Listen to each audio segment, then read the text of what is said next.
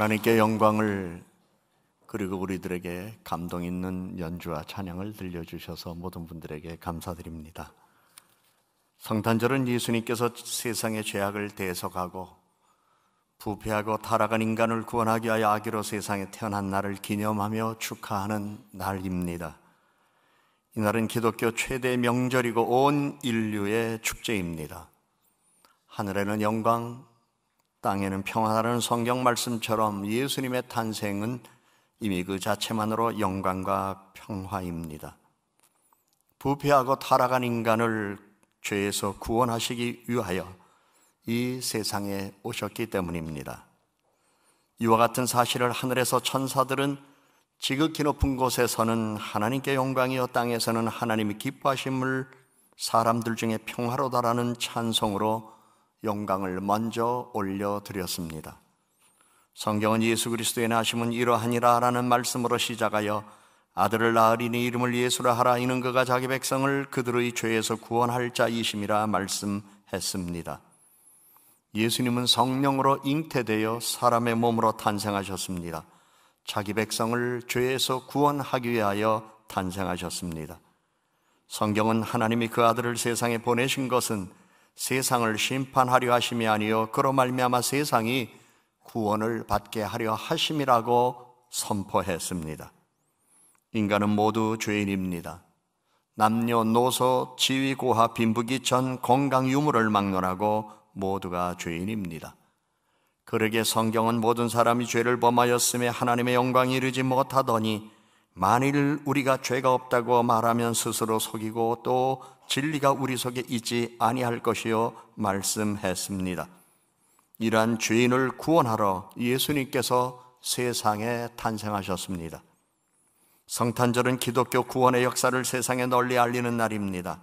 사랑과 위로와 평화의 기독교 문화를 세상에 널리 전하는 날입니다.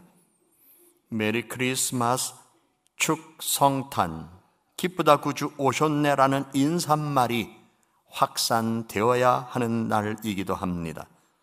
타락한 인간은 유일하신 구세주를 거부하고 배척하는 행위와 표현을 부패한 심령에서 나오는 언어와 행위로 표현하곤 합니다. 예수님께서 탄생하셨을 때에 헤롯 왕이 그러했습니다. 뿐만 아니라 예수님 공생의 기간에는 유대인들 가운데 제사장, 바리새인, 사두개인, 서기관들이 그러했습니다. 그러나 가난한 이들, 고난과 핍박을 당하는 이들, 질병으로 고통을 당하는 이들, 장애인들, 인생의 자리에서 방황하는 이들은 메시아의 구원을 바라보며 예수님을 하나님의 아들로 마음에 영접했습니다. 이 세상에 존재하는 모든 사람들은 구원을 받아야 할 대상입니다. 구원을 받아야 할 자리에서 예외가 될 사람은 없습니다. 성인으로 추앙을 받는 사람들도 구원을 받아야 할 사람들이며 타락한 사람도 구원을 받아야 할 사람들입니다. 그런데 구원의 은혜는 예수님을 구주로 영접하는 이들에게 임합니다. 성경은 영접하는 자, 곧 그 이름을 믿는 자들에게는 하나님의 자녀가 되는 권세를 주셨나니 네가 만일 내 입으로 예수를 주로 시인하며 또 하나님께서 그를 죽은 자 가운데서 살리신 것을 내 마음에 믿으면 구원을 받으리라 말씀합니다. 창조주 하나님은 구원을 받을 만한 다른 이름을 이 세상에 주신 적이 없습니다. 오직 예수님만이 부패하고 타락한 세상을 구원할 수 있으며 죄 가운데 사는 사람을 구원할 수 있음을 말씀하셨습니다. 그러기에 성경은 다른 이로서는 구원을 받을 수 없나니 천하 사람들 중에 구원을 받을 만한 다른 이름을 우리에게 주신 일이 없다고 분명히 단언했습니다. 성경은 말씀합니다. 참 빛 곧 세상에 와서 각 사람에게 비추는 빛이 있었나니 그가 세상에 계셨으며 세상은 그로 말미암아 지은 바 되었으되 세상이 그를 알지 못하였고 자기 땅에 오매 자기 백성이 영접하지 아니하였으나 영접하는 자 곧 그 이름을 믿는 자들에게는 하나님의 자녀가 되는 권세를 주셨으니 이는 혈통으로나 육종으로나 사람의 뜻으로 나지 아니하고 오직 하나님께로부터 난 자들이니라. 말씀이 육신이 되어 우리 가운데 거하심에 우리가 그의 영광을 보니 아버지의 독생자의 영광이요 은혜와 진리가 충만하더라 말씀합니다. 예수님은 어두운 세상의 참 빛입니다. 부패하고 타락한 각 사람의 영혼과 양심에 비추는 빛입니다. 그러나 세상은 그를 알지 못합니다. 믿음의 주 온전케 하시는 이로써 영접하지도 않습니다. 마음이 부패한 사람은 자신이 주인임을 시인하지 않습니다. 자신이 세상의 주로 군림하고 추앙받기를 원합니다. 그리고 세상을 자기가 호령하며 다스리고 싶어 합니다. 죄 가운데 있는 사람은 마음에 어두움이 있습니다. 죄로 물든 사람은 심령에 어두움이 있습니다. 예수님은 죄로 물든 어두운 세상의 빛으로 오셨습니다. 그러기에 성탄절을 앞두고 성탄 트리에 초와 전구로 불을 밝히는 이유가 여기에 있습니다. 성경은 하나님이 그 아들을 세상에 보내신 것은 세상을 심판하려 하심이 아니요 그로 말미암아 세상이 구원을 받게 하려 하심이라고 말씀합니다. 그리고 성경은 이 세상에는 하나님의 자녀와 마귀의 자녀가 있다고 분명 선을 그어 말씀했습니다. 성경은 예수님을 영접하여 하나님의 자녀가 된 사람에게 사랑하는 자들아, 우리가 지금은 하나님의 자녀라. 장래에 어떻게 될지는 아직 나타나지 아니하였으나 그가 나타나시면 우리가 그와 같을 줄을 아는 것은 그의 참모습을 그대로 볼 수 있기 때문이니 주를 향하여 이 소망을 가진 자마다 그의 깨끗하심과 같이 자기를 깨끗하게 하느니라. 죄를 짓는 자마다 불법을 행하나니 죄는 불법이라. 그가 우리 죄를 없애려고 나타나신 것은 너희가 아나니 그에게는 죄가 없느니라 말씀합니다. 이는 예수님께서 사람의 몸으로 세상에 태어났으나 성령으로 잉태되어 동정녀 몸에서 탄생하셨음을 말씀하며 우리의 죄를 없애려고 세상에 나타나셨다는 사실을 성경은 선포합니다. 성경은 예수님은 성령으로 잉태되었다고 선포했습니다. 세상에는 종교가 많습니다. 그 중에 기독교, 유교, 불교, 이슬람교, 힌두교 그 외에 많은 종교가 있습니다. 그 많은 종교 가운데 세계 4대 종교로 기독교, 불교, 이슬람교, 힌두교를 이야기합니다. 이는 종교를 신봉하는 사람의 수를 헤아려 정한 것이지 그 종교가 구원을 반드시 이룬다는 것을 보장하는 것은 아닙니다. 국어사전에서 종교란 신이나 초자연적인 절대자 또는 힘에 대한 믿음을 통하여 인간 생활의 고뇌를 해결하고 삶의 궁극적인 의미를 추구하는 문화 체계라고 이렇게 정의하고 있습니다. 종교는 사람의 마음을 순화시키고 윤리적으로 바르게 살게 하고 그리고 옳은 교훈을 주며 사람들에게 인생의 가치를 깨닫게 하는 힘은 있습니다. 그러나 세상의 모든 종교의 창시자는 역사의 실존 인물이며 종교는 사람이 고안하여 만든 것일 뿐입니다. 종교의 창시자는 성령으로 잉태되었던 예수님 외에는 모두 부모의 욕정 가운데 태어난 사람입니다. 부모의 욕정이란 인간의 기본 욕구 가운데 죄의 성향을 지닌 성욕입니다. 그러니 어떻게 죄의 성향을 유전으로 받은 이들이 부패하고 타락한 세상을 구원하며 죄인을 구원할 수 있겠습니까? 사람들은 창조주 하나님, 전능하신 하나님, 인류의 역사를 주관하시는 하나님을 금이나 은이나 돌에다 심지어 나무에다 의미를 부여하며 뜻과 모양, 형상을 새겨놓고 자신의 신으로 숭배하거나 지고한 가르침을 준 성현들을 개인적인 믿음으로 창시자로 따르며 종교 행위를 합니다. 그러나 기독교는 이 모든 것을 우상으로 배격합니다. 하나님께서 십계명 가운데 첫째 계명으로 너는 나 외에는 다른 신들을 내게 두지 말라, 두 번째 계명으로 너를 위하여 새긴 우상을 만들지 말고 또 위로 하늘에 있는 것이나 아래로 땅에 있는 것이나 땅 아래 물속에 있는 것에 어떤 것의 형상도 만들지 말며 그것들에게 절하지 말며 그것들을 섬기지 말라 말씀하셨기 때문입니다. 성탄절은 4세기 이후 로마가 세계를 지배하던 이교적인 환경과 토양에서 기독교가 유일한 구원의 종교임을 만방에 선포한 배경이 있습니다. 12월 25일은 로마 제국에서 정복되지 않은 태양의 탄생이었습니다. 그런데 하나님의 섭리는 놀랍게도 그날을 세상을 구원하기 위하여 탄생하신 예수님의 축일로 바꾸었습니다. 4세기 로마 제국의 콘스탄티누스 황제의 어머니 헬레나의 영향이 컸습니다. 콘스탄티누스 황제의 어머니 헬레나는 태양신을 숭배하는 이교도였습니다. 그러나 아들이 밀비안 전투에서 승리한 후 기독교인이 되었습니다. 4세기에 들어서 로마의 권력투쟁이 매우 심한 적이 있었고 매우 심각한 바가 있습니다. 여러 과정을 거친 후 소로마 지역에서 콘스탄티누스와 막센티우스가 전투를 벌였습니다. 312년 콘스탄티누스는 자신의 휘하 있는 병력 10만 명 가운데 5만 명을 이끌고 갈리아에서 이탈리아로 진군했습니다. 이때에 콘스탄티누스는 막센티우스가 보낸 장군들을 차례로 무찌르고 이탈리아 본토로 진입하게 되었습니다. 이제 다리만 건너면 되는데 그때 그 상황이 만만치 않았습니다.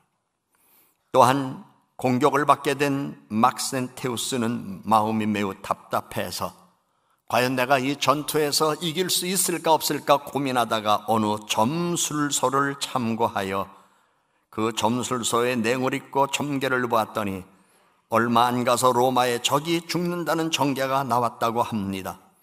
전개를 믿은 막센티우스는 로마의 적을 콘스탄티누스라고 여기고 휘하에 있는 병사들을 모두 티베르강을 건너 강가에 포진했고 밀비안 다리 앞에서 콘스탄티누스 휘하의 병력과 치열한 전투를 벌였습니다. 기록에 따라 차이가 있지만은 전투가 있기 전 콘스탄티누스는 정오가 막 지날 무렵 하늘에서 이상한 물체를 보았다고 합니다. 그것은 빛나는 십자가로 거기에는 엔 투토이 니카라는 그리스어 문구가 아로 새겨져 있었는데 그 문구는 이 증표 안에서 승리하리라는 라틴어였습니다. 콘스탄틴 황제는 매우 놀랐습니다. 그 환상의 의미가 무엇일까를 깊이 생각하다가 밤에 잠이 들었습니다. 그런데 꿈에서 낮에 본 것과 똑같은 형상이 그려진 깃발을 예수님께서 손에 들고 나타나서 이 깃발을 만들어 전쟁에 나가면 승리할 것이다 라는 말씀을 주셨고 그 소리를 콘스탄티누스는 꿈속에서 들었습니다. 그는 꿈에서 깨자마자 꿈에서 본 그대로 그림을 그렸습니다. 그리고 부하들에게 얘기하여 전쟁터에 나가 있는 모든 병사들의 방패에 그 십자가를 그려 놓으라고 하였고 전투하기 앞서 나가는 부대의 깃발마다 바로 십자가가 그려진 깃발을 들고 전투에 나가라고 명령하였습니다. 그날 전쟁에 나가 승리하여 콘스탄티누스는 드디어 본토에 입성하고 동로마, 서로마를 통일해서 황제가 되었습니다. 전쟁에서 이긴 그는 사람을 불러서 꿈 이야기를 합니다. 그리고 예수 믿는 사람을 소개받고 그에 대하여 자기가 꾼 꿈을 이야기합니다. 그러자 그는 이렇게 얘기합니다. 하나님이 도와주셨습니다. 그리고 예수님이 함께해 주셨습니다. 예수님을 십자가에 못 박아 죽인 이들이 로마 병정들이었지만 하나님은 당신을 통해서 위대한 일을 하기를 원하셔서 예수님을 보내주셨고 그와 함께하는 싸움에서 승리했다는 사실을 통하여 십자가의 승리를 보여주신 것입니다. 그러자 그 자리에서 이제 나는 태양신을 버리고 예수님을 나의 구주로 믿어야 되겠네 라고 이야기를 하며 즉시로 개종한 다음 그는 꿈에서 본 십자가를 제국의 깃발로 사용하기로 결정했고 그 상징은 그리스 알파벳 중에 카이와 로를 합친 것이며 그리스 알파벳으로 그리스도라는 단어를 쓸 때 앞에 두 글자가 되었고 이 심볼은 오늘날까지 기독교의 상징을 그대로 사용하고 있습니다. 밀비안 전투의 승리로 서로마의 주인이 된 콘스탄티누스는 313년 밀라노에서 그리스도인들에게 자유를 주는 밀라노 칙령을 발표했습니다. 313년 기독교로 개종해 열렬한 신자가 되어 밀라노 칙령이 공포될 수 있게 하였을 뿐만 아니라 로마의 국교를 기독교로 결정했습니다. 이후에 콘스탄티누스는 324년에 로마 제국 전체를 다스리는 황제가 되었고 36년에 그의 어머니 헬레나는 예수님의 행적을 따라 예루살렘으로 성지 순례를 갔다가 그곳에서 예수님께서 매달렸던 십자가와 함께 예수님의 시신이 3일간 매장되었던 무덤을 발견했습니다. 그리고 십자가는 로마로 가지고 돌아왔고, 이후에 예수님이 십자가에 못 박히시고 죽으신 골고다와 예수님의 무덤, 그리고 부활하신 곳, 그곳에 바로 기념 성전으로 지었는데, 오늘날도 그때 지은 성당이 보존되어 있고 성지 순례를 가는 이들마다 그것을 순례하곤 합니다. 뿐만 아니라 12월 25일 성탄절이 공식적인 교회절기로 교회록에 제정된 것, 354년에 로마 교회의 리베리우스 교황에 의하여 제정되게 되었습니다. 하나님의 섭리는 놀랍습니다. 간혹 이단들이 성탄절은 성경에도 없는 날인데 왜 성탄절을 12월 25일 지키느냐? 그날은 태양신을 숭배하는 날이었는데 왜 기독교가 그날을 성탄절로 지키느냐? 그러면서 성경에 없는 이야기를 교회가 가르친다고 하면서 기독교의 정통성을 폄하시키는 일이 많이 있고, 무지하고 무식한 사람들을 이단으로 끌고 가는 일들이 있는데 실상은 그들이 무식한 겁니다. 기독교의 역사를 모르는 무식한 이들이 그들입니다. 하나님은 합력하여 선을 이루시는 분이시기에 이렇게 이방인의 축제, 절기, 그리고 전 세계가 그날을 이방신의 축일로 여기는 그날을 역사의 반전으로 기독교의 축일로 바꾸어 주셨습니다. 역사의 반전을 통하여 기독교만이 유일한 구원의 종교라는 사실을 온 땅에 선포하는 출발점을 삼으셨습니다. 하나님의 섭리는 그래서 놀랍습니다. 로마가 세계를 지배할 때 기독교를 국교로 선포하게 하고 태양신의 탄생일을 구주 예수의 탄생일로 정하게 하여 세계 만방에 공포하게 하시고, 인류의 역사를 예수님의 탄생을 기점으로 기원 전과 기원 후로 나뉘게 하셨습니다. 창조주 하나님은 인류의 역사를 주관하셔서 이스라엘의 역사의 암흑기를 거쳐 새로운 구원의 역사로 예수님의 탄생을 기점으로 삼으셨습니다. 어두운 암흑기의 세상의 빛으로 예수님을 탄생하게 하셨습니다. 이로 인하여 이방 종교와 우상에 물든 세상에 구세주의 탄생일을 기념하게 하며 세상과 인류를 향한 구원의 소망을 주셨습니다. 우리나라에서는 선교사들이 들어와서 곧바로 1885년부터 12월 25일을 성탄절로 지키게 된 유래가 있습니다.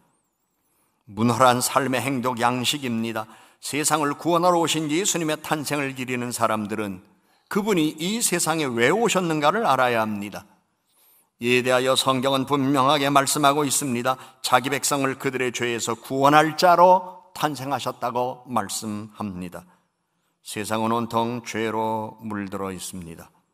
죄와 악이 가득하고 부패와 타락의 정도가 매우 심합니다. 이로 인하여 수없이 많은 다양한 죄가 세상을 어둡게 하며 사회를 불안하게 만들었고 사람들을 죄에게 종노릇 시키고 있습니다. 하나님은 이러한 세상에서 말씀하십니다. 죄를 범하는 자마다 죄의 종이라 말씀합니다. 그러나 하나님의 아들 예수님께서 자유롭게 하면 너희가 참으로 자유로우리라 말씀하며, 예수님의 탄생은 우리가 죄의 속박을 벗어나 참 자유인으로 하나님께 영광을 돌리는 삶을 살게 된 출발임을 우리에게 말씀합니다. 그래서 성탄은 참 자유와 평안을 경험하는 날입니다. 그리고 많은 이들에게 자유와 그리고 평화를 선포하는 날이기도 합니다. 세상에는 결핍 가운데 고난을 당하고 핍박을 받는 이들이 너무나 많습니다. 반대로 타인에게 고통을 주며 인권을 유일하며 노동력을 착취하고 자신의 지위와 명예를 보존하기 위하여 타인을 억압하고 핍박하는 사람들도 많습니다. 자기의 세력을 확장시키려고 애매한 일에 사람을 엮어서 고통 주는 사람들도 있습니다. 분명한 사실은 결핍 가운데 고난을 당하는 사람이나 고통을 주는 사람이나 모두 죄에게 종노릇하는 사람이라고 하는 사실입니다. 성탄절은 부패하고 타락한 세상을 구원하러 오신 예수님의 탄생을 기리며 예수님을 구주로 영접한 하나님의 자녀들에 의하여 이 세상을 죄가 사라지는 세상, 죄를 이기고 사는 세상으로 만들어야 하는 날로 재조명되어야 합니다. 이교적 환경과 토양에서 새로운 기독교 문화를 펼쳐가는 날로 시작되어야 합니다.